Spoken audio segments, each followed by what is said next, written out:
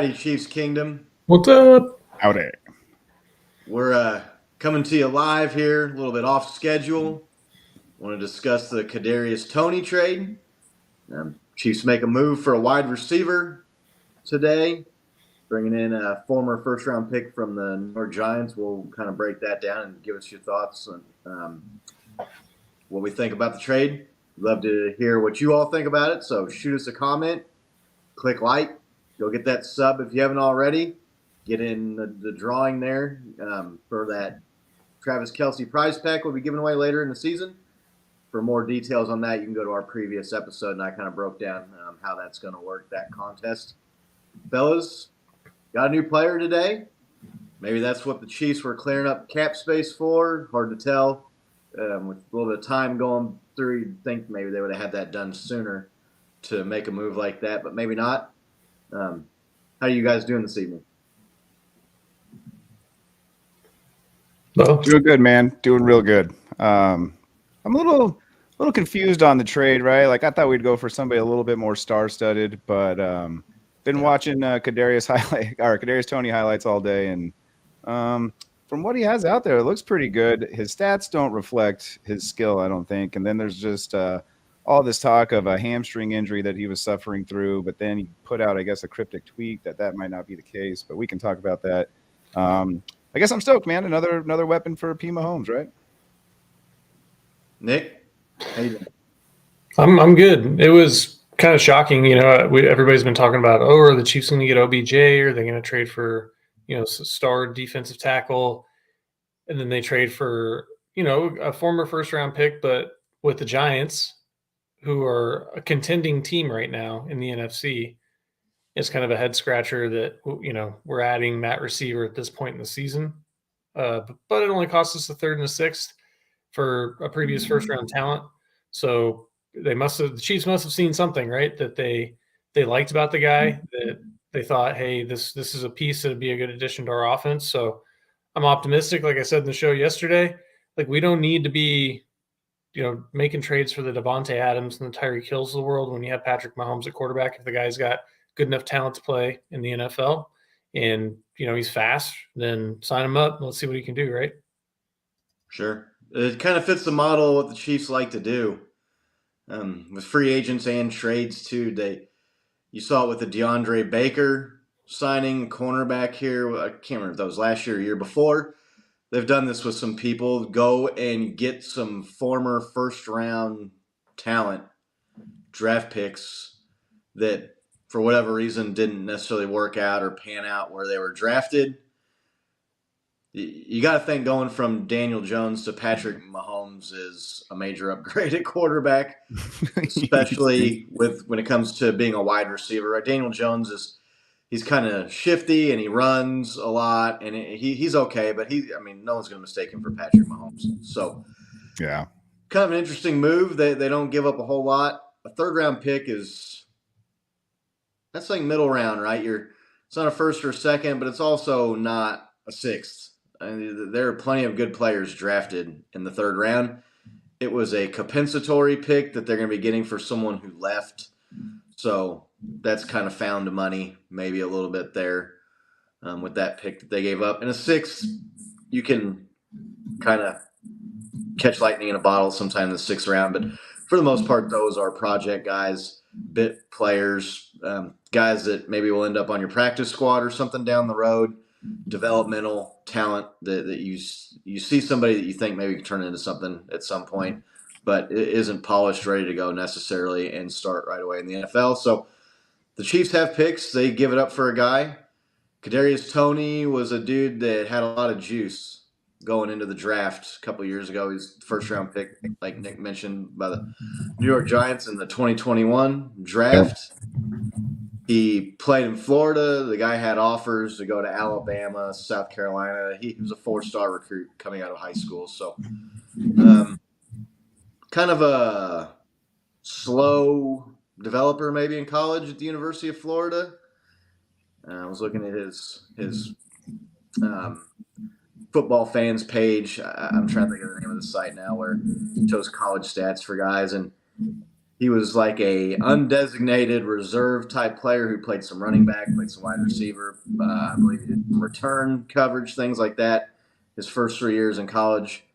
Then his senior year, he moved full time in the wide receiver position and blew up and had just shy of 1,000 yards and 10 touchdowns. That's just in 11 games. You got to remember that's Right. college. Those Right. guys aren't playing 16 games of the playoffs or the bowl game. I mean, you're talking that's almost 100 yards a game average and a touchdown a game. At the University of Florida, too, that's in the SEC. That's a good competition. So, For sure.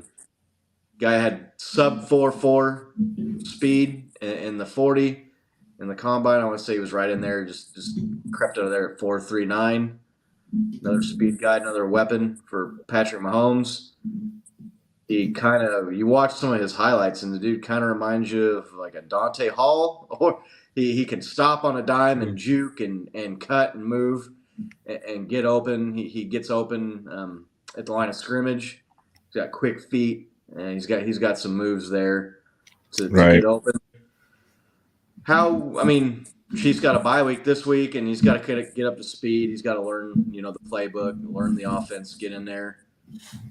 Are you guys excited about this pick? Is this a guy that you think can be productive right away? What do you kind of think about Kadarius Toney, Nick? Yeah, I think I don't really know what to think, I'll be honest. I'm wondering who on our receiving squad is going away, or what player they're going to move to make room for. I saw, was it Fountain maybe that they released? Yeah, he asked for a release earlier in the week, I believe, and they cut him loose. So I think that the Toney contract, there's like $5 million left on it over the next couple of years. So it's kind of like what the Chiefs need to be doing, looking for guys that maybe have the talent but weren't in a position to succeed. And so now we can get them a little bit cheaper, or a lot bit cheaper. Fast guys with Patrick Mahomes. That's a good combination. We've seen that work as long as the guy can catch the ball and get open. So, I'll temper my expectations. I don't think he's going to come in and start getting 100 yards a game. But I think that, we were talking about how we felt like last week, kind of erased some of the things in our minds that we were saying after the Bills game and throughout the rest of the season, but that we thought that the Chiefs could use some help at wide receiver. We were hoping that they would kind of make a splash move. However, we didn't have to give up a lot of draft capital to get, like I said, a former first-round talent. So I think that these are the types of moves that you want to see your team make for sustained long-term success, as opposed to pushing all the chips in the center of the table to try to win a Super Bowl like this year.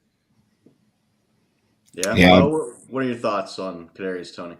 Yeah, man, I'm in the same boat. I don't know what to expect. You know what I mean? If he's one of these players that, is that talented and just like, as Nick was mentioning, just didn't have the tools in New York to really like match up in line with his talent, then I'm always excited when somebody's coming over to Kansas City. Like, how could you not be in this league right now? If you're a young receiver, you know who Patrick Mahomes is, you know who Kelsey is. You're going to go get reps with them and like learn from arguably some of the best coaches to ever grace the game. I'm curious to see what he does. I hope he comes in and lights it up, but I'm with Nick. I'm just kind of, playing it down. I don't expect him to come in and replace anybody off the bat by any means. I don't think he's put up those kind of numbers in his past. He did have one game against the Cowboys where I guess he lit it up for like 198 yards. So, I mean, there is a lot of potential in this guy. I agree with Nick, the way he runs, or I guess that was Scott saying he looked like Dante Hall. He reminded me of like a Dexter McCluster or something, dude. Just like can find seams, can get good yards after the catch. And like I said earlier, just something great. I always am happy when Patrick Mahomes likes the pick, and he seemed pretty stoked about it in a tweet. So, yeah. Our man Jay, what's up, Jay? What's up, Jay? I kind of like this move. It's not Terry McLaurin like I was kind of talking about, maybe going for a bigger splash move than that, but that would have cost you a lot more draft capital, obviously, to get an established number one wide receiver in the NFL. Yeah, it's just, I know the Giants are a competitive team now, and Daniel Jones looks like maybe he's putting some things together, but that's been a bad organization and a bad team for a number of years. So his lack of production there, to me, it doesn't really raise a whole lot of alarm bells as far as I'm concerned. They couldn't get out of the way, and really they're a run team right now with Daniel Jones at the quarterback position, scrambling for a lot. They're riding Saquon Barkley now that he's healthy. So maybe there was like you mentioned, the cryptic tweet about maybe he's not injured. Right. Yeah. Maybe there was some hard feelings there, or maybe they weren't really seeing eye to eye between player and organization or coaching staff there. It's pretty early for a team to give up on a number 1 draft pick at wide receiver. Not even 2 full years into his career, and they're already moving on. Yeah, especially last year. Sorry to interrupt you, Scott. I saw last year, I think he had a game against the Cowboys that 180 plus yard receiving in one game. So yeah, that's the game I was talking about. Hmm? That was the game I was talking about where he just lit it up. Yeah. Thanks for joining the conversation. Yeah. I'm not going to hold anybody against struggling in the Giants the last 2 or 3 or 4 or 5 seasons against them necessarily. Patrick Mahomes and Daniel Jones, there's no comparison to be made there. It's interesting to see where he's going to slot in because. Right.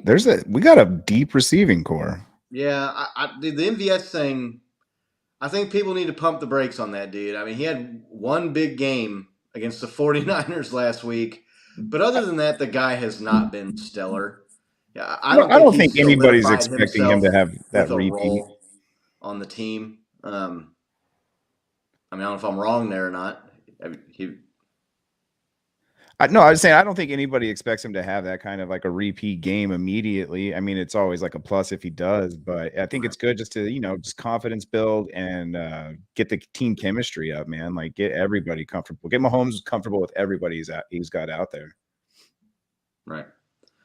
Yeah, I'm excited to see what happens. I'm not going to get overboard like we did with Josh Gordon a couple of last season. Yeah, we got a little too excited to get going.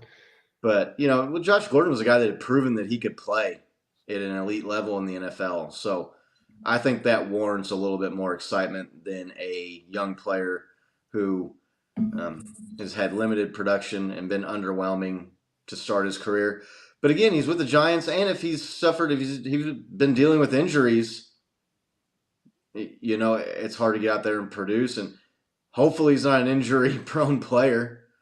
Hopefully he's not a guy that comes here and is on the bench or on the IR regularly, like a mainstay off the field being hurt. So, if the guy can get open and bring some more speed to the team, a younger guy that maybe, the Chiefs, I saw they have control over him through 2025 with that first-round player option there at a fairly good price tag, could end up being a good signing.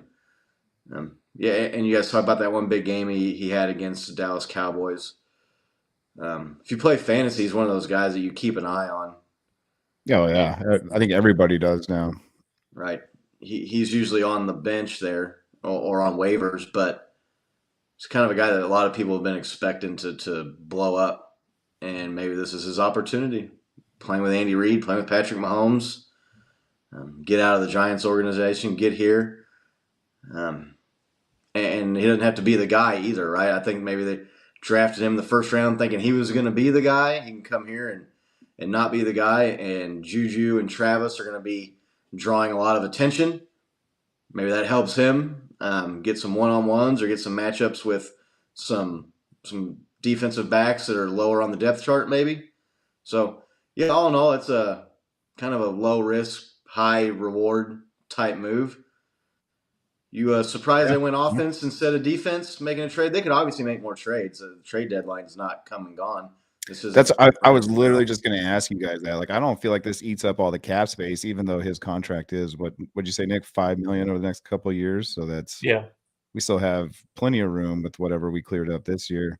So I could see like another similar trade happening maybe on defense. I mean, I was kind of surprised they went wide receiver. Like as we said on our show the other day, I was kind of thinking running back if they were going to go offense, but I was thinking they were going to go another pass rusher or somewhere in the back, someone with some experience, like a Justin Reed type character. I never thought they were going to get a running back. They've got Clyde. They like Clyde. He's their first round draft pick. Unlike the Giants, they're a little bit more reluctant to give up on their first round, their higher in first, second round draft picks. And they've got Isaiah Pacheco and Jarrett McKinnon, Ronald Jones hanging out on the practice squad. Comment. What's that? The CEH syndrome comment. That's great. Right, yeah. Our man Brian. Good to see you, Brian. Thanks for jumping in. So I thought that if they made a trade, it would be on the offense because that's what they do. That's the majority of their draft picks. A lot of the free agent signings they go are offense. It's obviously an offensive-minded organization with Patrick Mahomes and Andy Reid. That's always going to come first. I don't want to say the defense is like the redheaded stepchild or anything because they've made some picks, and this last draft they went 2 draft picks, defensive players in the first round, but usually when they're adding guys and making moves, it's for the offensive side of the ball. That's where they make their hay. That's where they make their money and they win games. Nick, were you surprised they went offense instead of defense or maybe wide receiver instead of a different position? No, not really. I think that we talked about this being a potential need on the team. I think probably after the Buffalo game, we saw that some of our talent up against, better talent wasn't quite getting open. So I'm not super surprised. I'm not surprised this offense because, like you said, I mean, that's the kind of been the hallmark of Andy Reid's teams, at least with the Chiefs, where, we focus first on offense and scoring points, and then we focus next on building the defense. So I wasn't necessarily surprised. What do you guys think? What would you put for an over-under on how many receiving yards and touchdowns Kadarius Toney has with the Chiefs this season in the next, 10 games are left? That's a good question. I mean, that takes some thought, right? Because it's like, first of all, does he even get in the mix the first couple of games? I know he's going to have this bye week and the next week to get in there, but they're barely implementing Sky Moore, our number 1 pick. So, I mean, I don't know. Like, somebody in the comments mentioned how full our wide receiving core is getting. Yeah, it's getting pretty crowded. And if he's able to work his way in there, dude, I don't even know. I don't even know how many games you're going to really get to play, how many reps you're actually going to see. I don't know. I got a comment from Shock here. Welcome to Chiefs Kingdom Live, Shock. Good to see you. Yeah, welcome. Chiefs are definitely rolling the dice on Toney. Justin Ross, 2 wide receivers with big injury issues, but a lot of potential. Yeah, it's a numbers game at this point with guys like that. You just keep throwing numbers at it. Maybe that's that shotgun approach. So 300 yards and 3 TDs. I'd probably sign up for that. Would you guys pick? Somebody threw a base out there, dude. I was literally just like, I have no clue. I like that. Would you guys go over or under what Shock Jay said here? That's 30 yards a game and a touchdown every 3 games. Man, that's pretty close. I don't know. Maybe go the over. 30 yards a game seems like that should be doable, but not a lot over. I would go somewhere between 300 and 400 yards would be my guess. I would take the under just simply. I just don't think he's going to get the reps. I mean, we'll see. I mean, how many reps did Josh Gordon really get when we traded for him? Like, he was out there maybe once every 10 plays or so. And I don't know. Hard to get in a rhythm and get things going on that amount of reps. He got the targets. He just didn't take advantage of his opportunity when the ball was thrown his way. He had a lot of drops. Yeah, exactly.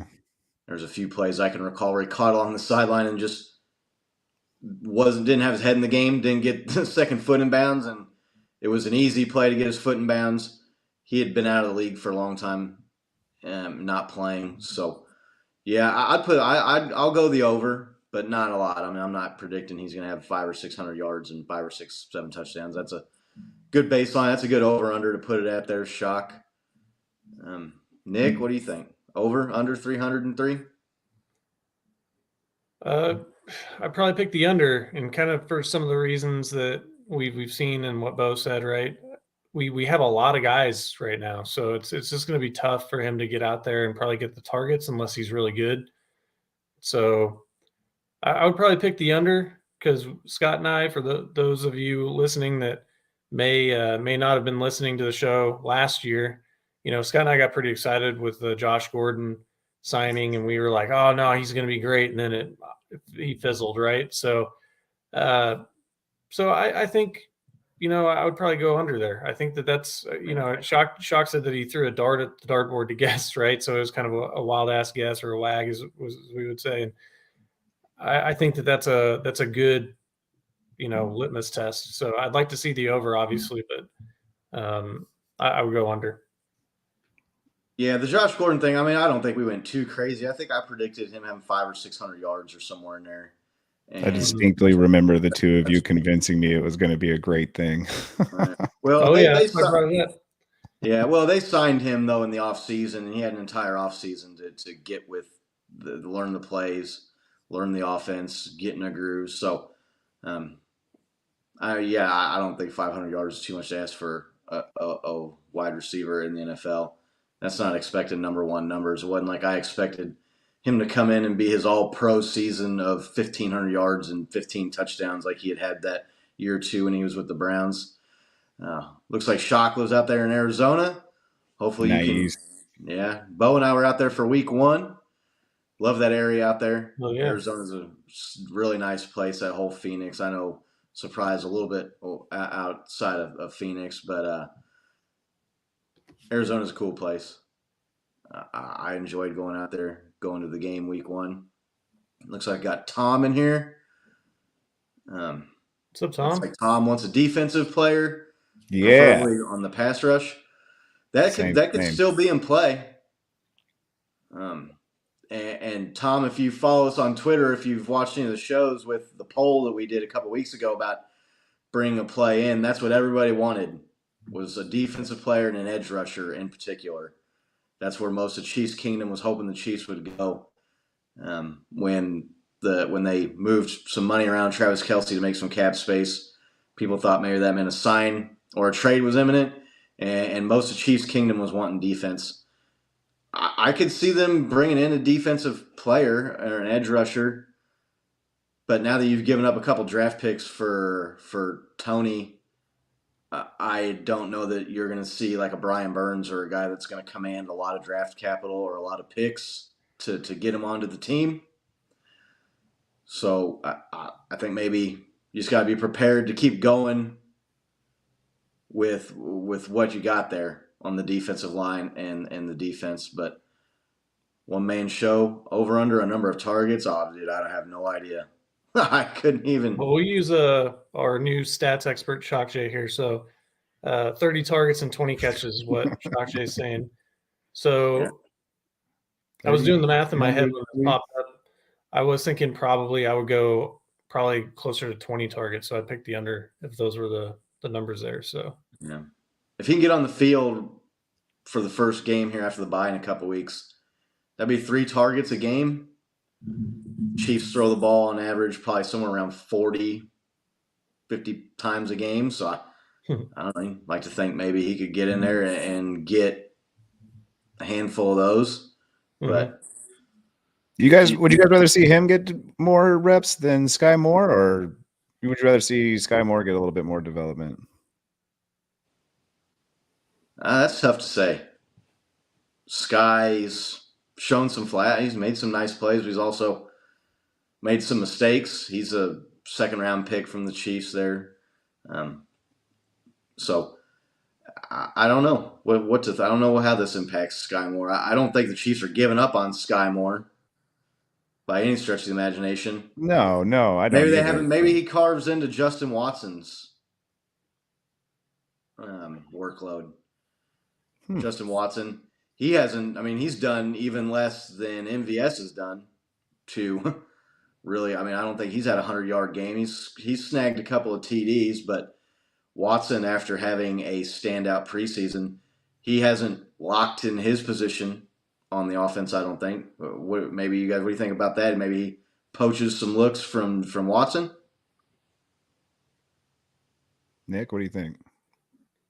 Yeah, potentially. We just haven't seen, Watson kind of develop like we were hoping from the preseason. So yeah, I mean, definitely, probably that third, fourth spot is where they'll probably likely put him in. Sounds good. It looks like we got Brenda, Yeah. our lucky winner. The Patrick Mahomes giveaway winner Yep. in the house. Brenda. Real. Good to see you, Brenda. Thanks for coming in and watching and sending us a comment. Good to see you. Yeah, welcome, Tony. Still needs some help on defense. There's a lot of people. Our guy Tom was just talking about that. He's looking for some defensive reinforcements as well.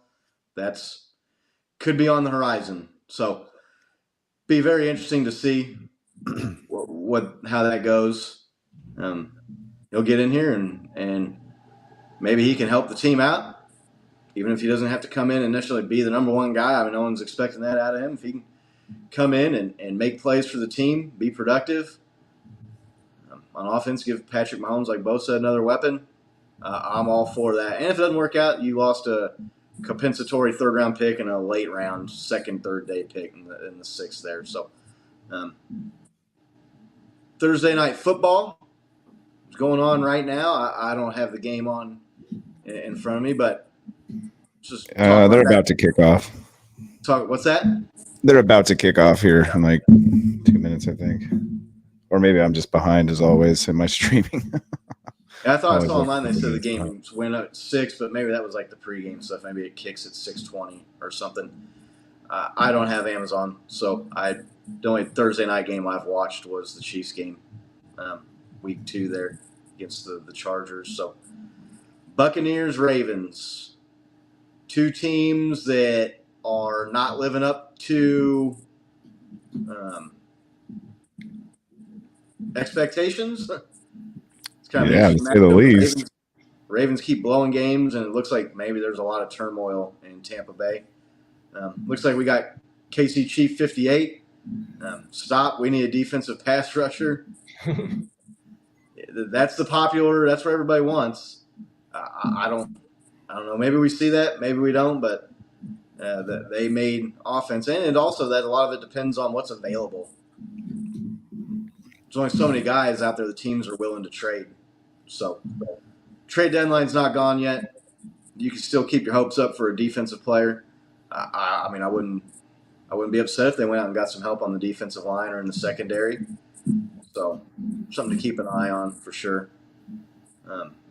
Someone also made an interesting comment about Toney with McCall Hardman's heel injury. Maybe he's an insurance guy too. You lose a guy to injury on the wide receiving core. Maybe he's a guy that can step in and pick up some slack or get some time if someone goes down. Injuries happen all the time in this league. So, but yeah, back to Thursday Night Football. Brenda, Tampa Bay loses tonight, and Brady might as well retire again. Right? I concur 100%. You guys think Right, Brady goes the whole season if they lose this game? Do you think he's going to play the whole season, or do you think he'll retire midseason? I'd be pretty surprised if he retires midseason. He's a legacy guy. It's looking like that was a bad decision to come out of retirement and come back for this season. He does not look good. That team does not look good. Their vaunted defense after playing the Chiefs has really taken a beating and lost to some bad teams. Most recently, the Atlanta Falcons, or not the Falcons, the team that just beat them the other week. Who was that? Panthers, right? Didn't the Panthers just beat them? Yeah, like 21-3 or something. That's right. Like The Falcons was the game where Tom Brady got the gift roughing the passer that basically ended the game when the Falcons were trying to make a comeback. So, yeah, they just got beat pretty handily, pretty soundly by Carolina Panthers. So, who are you guys picking in this game Thursday Night Football? Everybody picked the Bucks. So are you asking us? Well, I'm asking the entire chat's got the Bucks. Yeah. Yeah, I think Brenda had the Bucks losing, but I think I picked the Ravens. I think that Lamar's been kind of up and down, but realistically, it's just been some turnovers at the end of the game. Bucks to lose. Sorry, sorry, Nick. Sorry. Oh, I don't think that's going to be a trend you're going to see continuing. They've got a pretty good offense. Even though he only completed 9 passes last week, I just think that the talent of the Ravens will take them. I mean, if they couldn't beat Carolina after they lost Christian McCaffrey, what are the, you know what I mean? Right. What are the odds that they're going to come out and beat a better team? I don't think it's great. So. Right. Interim coach too. You see that a lot of times when the coach gets fired, gets let go. The interim coach comes in, players kind of rally around the new general for a game. But yeah, I'm picking the Ravens to win this game. The Ravens are they're like the new Chargers. They get the lead in all these games and then blow it and choke it away. Right. So yeah. I like the Ravens. Lamar Jackson's cooled off after a hot start, but you got to figure that dude's going to get back in a groove again here at some point and start putting up some crazy numbers. Their running game, they've got J.K. Dobbins is back on the IR, but familiar guy Gus Edwards is coming back in. I like the Ravens in this game. Kind of expecting the Ravens to turn it around, start winning some games here at some point, but maybe not. I don't know. What do you guys think? Ravens is a contender in the AFC? You think they get things turned around, get back, start hanging on to some of these leads, winning some of these games, or they got trouble there in Baltimore, Nick? I'm going to throw this up real quick. Shock said, what does everybody think about Jamar Chase missing 4 to 6 weeks with a hip injury? I haven't heard that. Is that a thing? Is that today? Yeah, they were talking about that earlier. He might go on IR. He hurt his hip in the Saints game and then kind of re-aggravated it last week, so he's out now. That puts him to get back right as we're playing. That greatly increases my likelihood of thinking the Ravens can go a little bit further this year, right? I mean, I think that Jamar Chase has made Joe Burrow look really good, the past couple of seasons. So, the Ravens are a quality team. They got a quality coach who has won a Super Bowl, and Lamar Jackson is an electric player. I know that, Chiefs Kingdom may have had a less than favorable view of Lamar Jackson because we feel like Mahomes is the better player.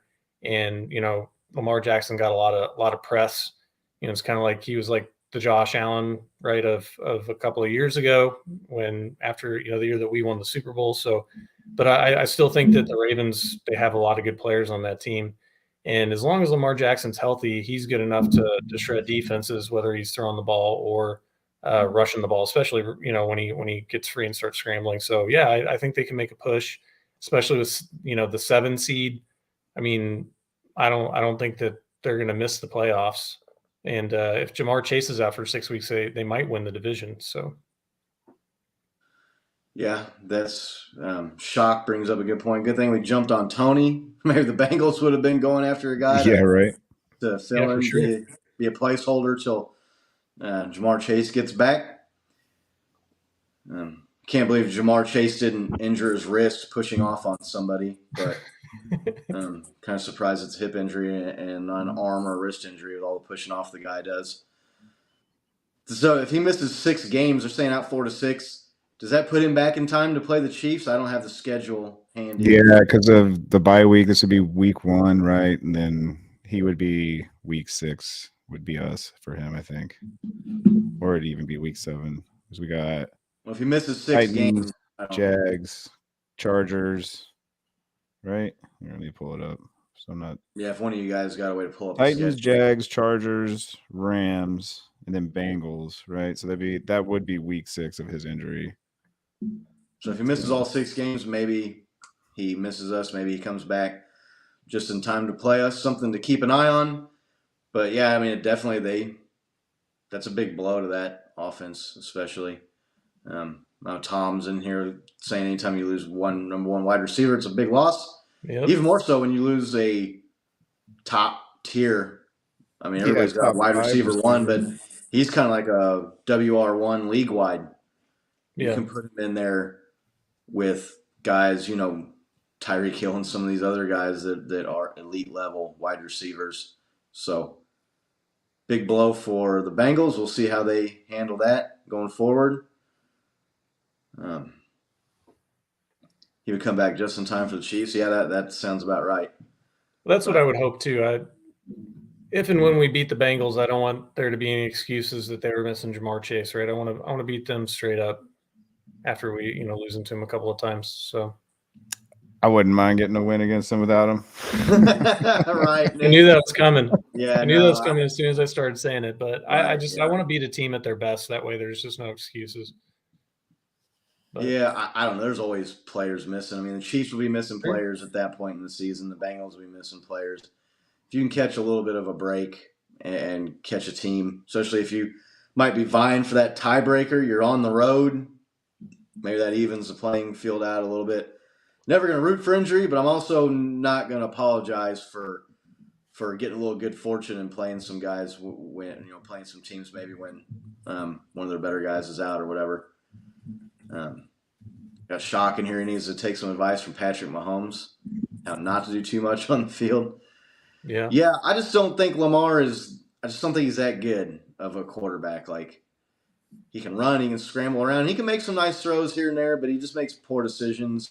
He tries to make the throws that some of these other guys make, and he's just not capable of doing it.